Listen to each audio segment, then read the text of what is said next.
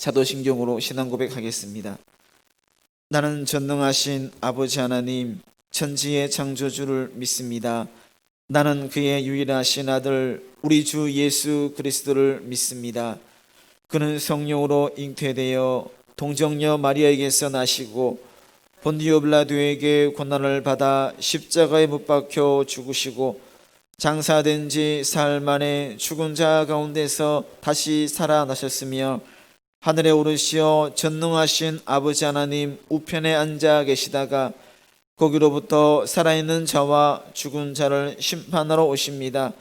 나는 성령을 믿으며 거룩한 공교회와 성도의 교제와 죄를 용서받는 것과 몸의 부활과 영생을 믿습니다.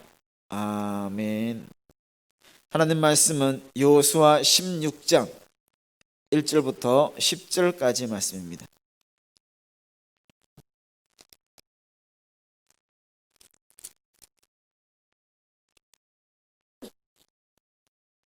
여호수아 16장 말씀입니다. 한 절씩 교독하시겠습니다.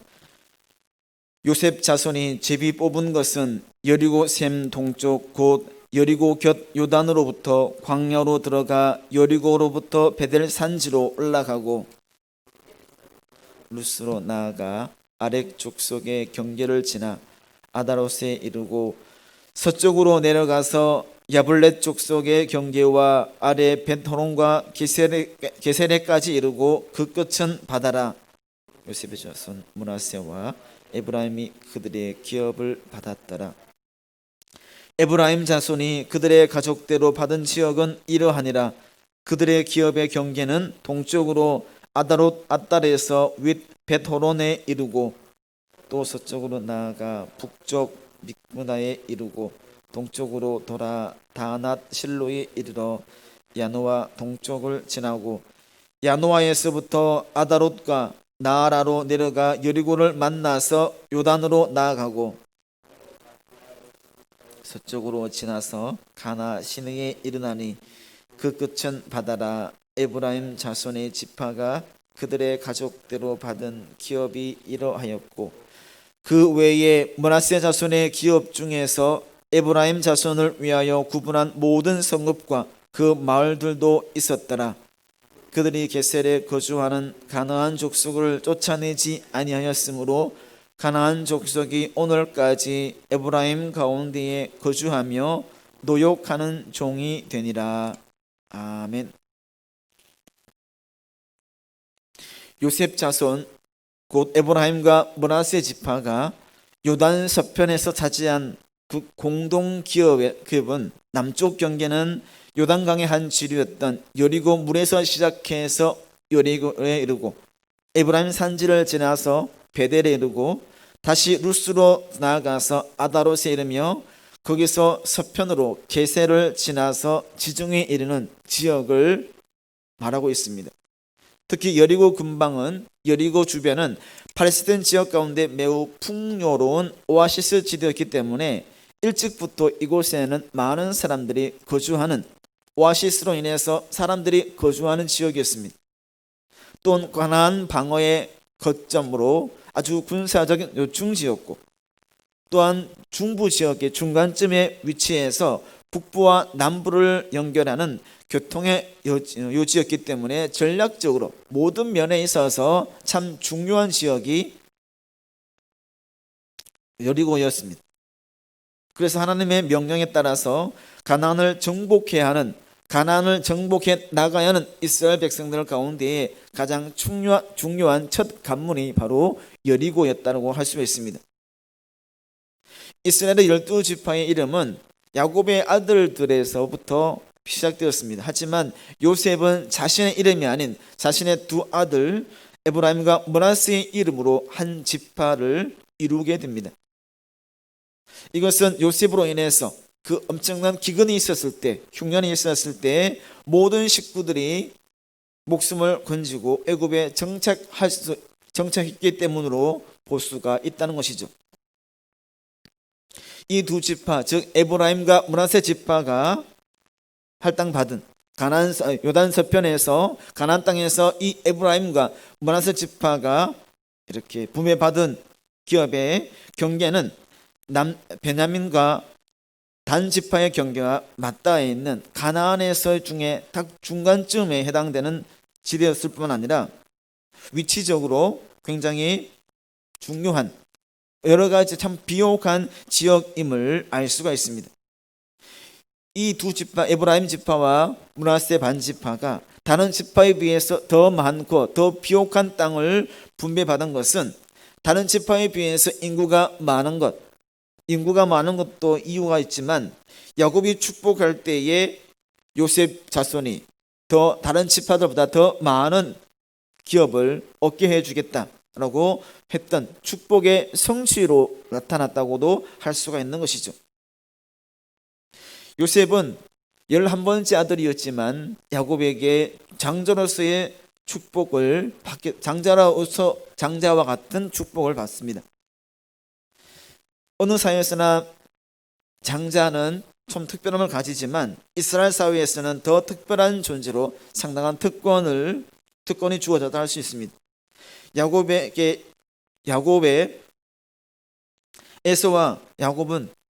에서와 이삭을 속이면서까지 장자의 축복을 받았던 것은 바로 그러한 이유 때문, 특별함 때문이었다고 할 수가 있습니다.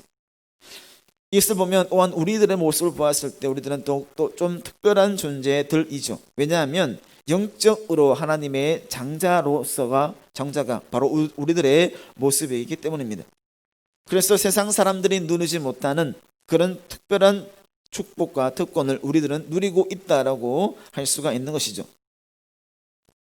우리는 하나님의 특별한 사랑과 하나님의 사랑과 관심을 받았을 뿐만 아니라 세상 사람들이 받지 못한 하나님의 나라를 기업으로 소유하는 그런 은혜도 받았다는 것입니다. 그래서 우리가 소유한 것, 우리가 받은 것, 그것을 잃어버리지 않도록 믿음 위에 굳건히 서서 그것을 지켜가고 그것을 점점점 발전해 갈 수 있는 모습도 가질 수 있어야 한다는 것입니다. 에브라임은 요셉의 둘째 아들이었지만 더 큰 축복을 상징하는 오른손의 안수를 받습니다. 모세의 뒤를 이어서 가나안 정복 전쟁을 수행해 나가는 여호수아가 에브라임 지파였고 마지막 사사였던 사무엘의 아버지 엘가나도 에브라임 지파에 속했음을 알 수 있습니다. 축복을 많이 받은 만큼 다른 지파보다 더 많은 축복을 받은 만큼 에브라임 지파의 영토도 좋은 위치 중간에서 비옥한 지역에 속해 있습니다. 이처럼 많은 축복을 받고 비옥하고 중요한 지역을 기업으로 분배받습니다. 하지만 이렇게 정말 중요한 지역, 좋은 땅 이것을 분배받았음에도 불구하고 이들은 가나안 족속과 함께 공존하게 되었다는 겁니다. 여호수아가 이끄는 이스라엘 백성들이 가나안을 정복해 감에 있어서 전체적으로 모든 땅을 다 점령한 것은 아니었다는 거죠. 긴장감 가운데 언제 어느 때에 어떠한 방향으로 누가 쳐들어올지 어떤 해를 향할지 모르는 긴장감 가운데 7년 정도에 걸쳐서 중요 거점을 중심으로 중요한 부분을 중심으로 전투에 임하였다는 것이죠.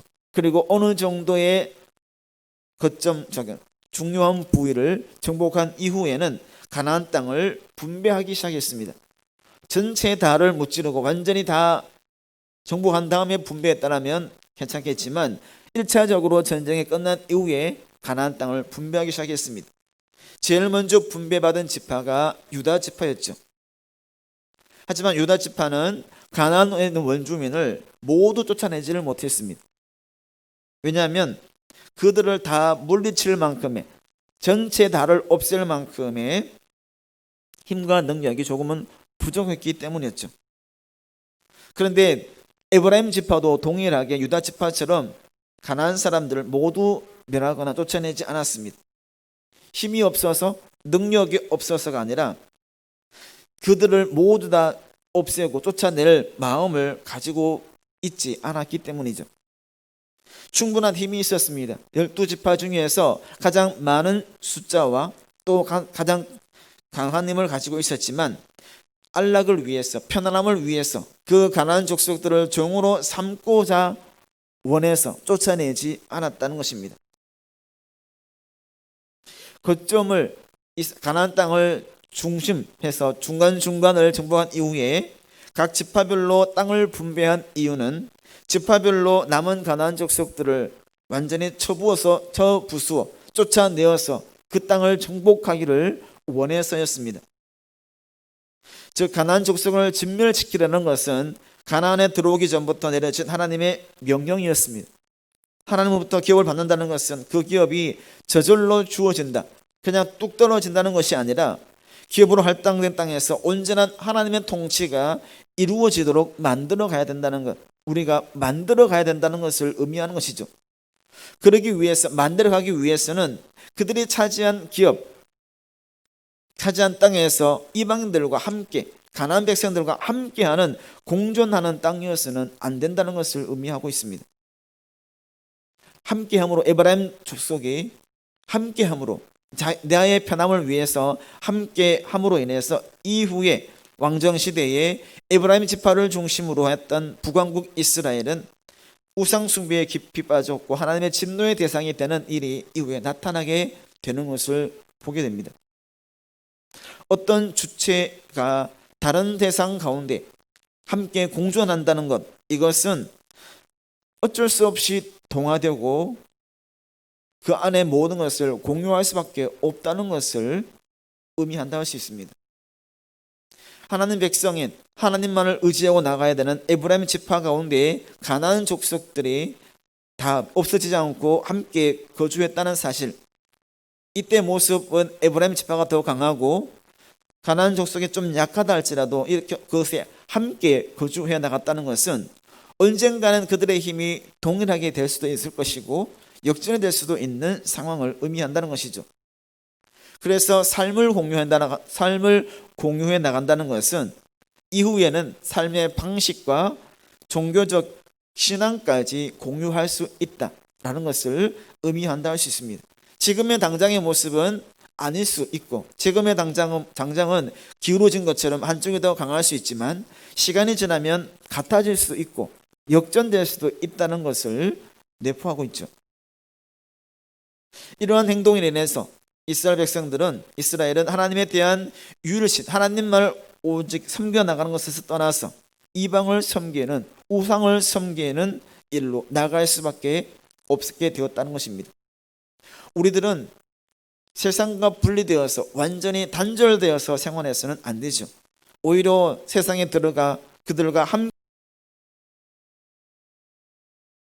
잊지 말아야 하는 것은, 그들과 함께 생활하고 있지만 그들과 함께 멍에를 매지 말고 함께 같이 나가는 모습, 이쪽에도 발을 들이고 저쪽에도 발을 들이고 동일하게 동시에 발을 들이지 말아야 한다는 것이죠. 복음과 우리들의 삶으로 믿음으로 그것을, 우리 인격을 변화시켜 나가야 되는 것이지, 공유하면서 똑같은 생활을 해 나가서는 안 된다는 것을 보여줍니다. 세상이 주는 쾌락과 잠시 동안의 평화를 위해서 복음을 부끄러워하면서 살고 있지 않는지를 우리가 두려워하는 마음으로 돌아볼 수 있어야 한다는 것이죠. 믿는다 하면서, 은혜 받았다 하면서 그들과 똑같은 모습으로 생활하고 있지는 않는가, 우리가 돌아볼 수 있어야 한다는 것입니다. 눈앞에 보이는 이익만을 바라보는 것, 에브라임 지파들은 당장의 이익만을 바라보았습니다.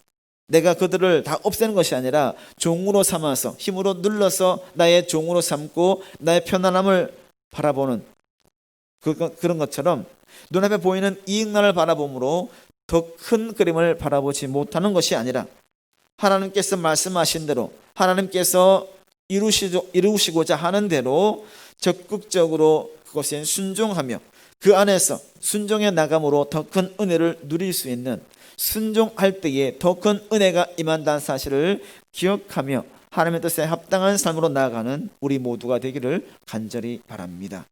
기도하겠습니다.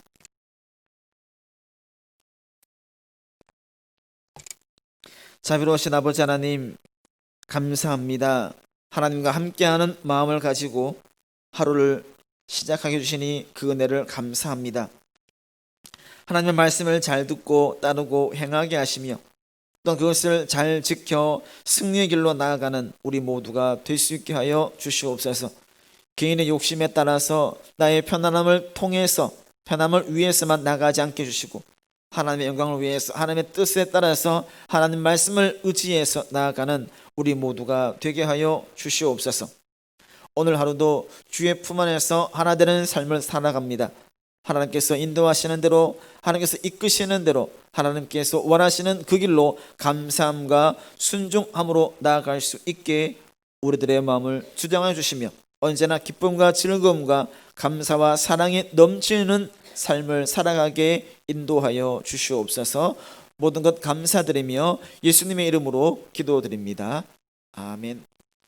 하늘에 계신 우리 아버지, 아버지의 이름을 거룩하게 하시며 아버지의 나라가 오게 하시며 아버지의 뜻이 하늘에서와 같이 땅에서도 이루어지게 하소서. 오늘 우리에게 능할 양식을 주시고 우리가 우리에게 잘못한 사람을 용서하여 준 것 같이 우리 죄를 용서하여 주시고 우리를 시험에 빠지지 않게 하시고 악에서 구하소서. 나라와 권능과 영광이 영원히 아버지의 것입니다. 아멘. 말씀을 생각하시면서 하나님의 뜻을 따르지 않고 개인의 욕심에 따라서 나의 생각에 따라 나가는 것이 아닌 하나님의 말씀만 의지하고 하나님의 뜻하심만 이루어가는 오늘 하루의 삶이 되기를 바라며 함께 기도자로 나가겠습니다. 기도하겠습니다. 자비로우신 아버지 하나님, 감사합니다. 이렇게 하루를 기도로서 하나님과의 만남을 통해서 시작합니다. 하나님의 영광만을 나타내기를 원하고 하나님의 뜻을 이루기를 원하고 하나님께서 원하시는 이끄시는 그 길로 감사함으로 나아가기를 원합니다.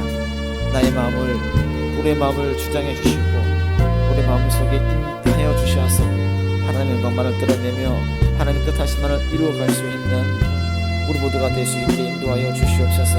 편안함만을 추구하지 않게 주시고 쉬운 것만을 추구하지 않게 주시고 어렵더라도 힘들더라도 하나님의 말씀만 의지해서 하나님의 뜻하신 만을 이루어갈 수 있는 하나님의 은혜만을 구하는 우리 모두가 될 수 있게 인도하여 주시옵소서. 오늘 하루도 하나님과 함께하기를 원합니다.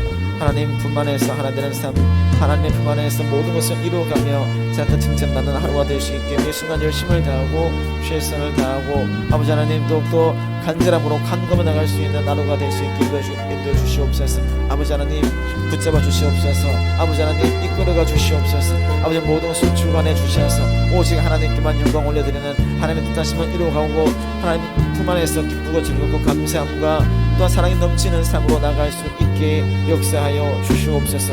아버지 하나님, 우리가 더 낮아질 때에, 더 겸손해질 때에, 더 고개를 숙일 때 높아진다는 사실을 기억하게 해주시고 아버지 하나님, 나의 힘만을 앞세우지 않게 해주시고 하나님의 영광만을, 하나님의 뜻하심만, 하나님의 손만 붙잡고 나갈 수 있는 하루가 될 수 있게 인도하여 주시옵소서.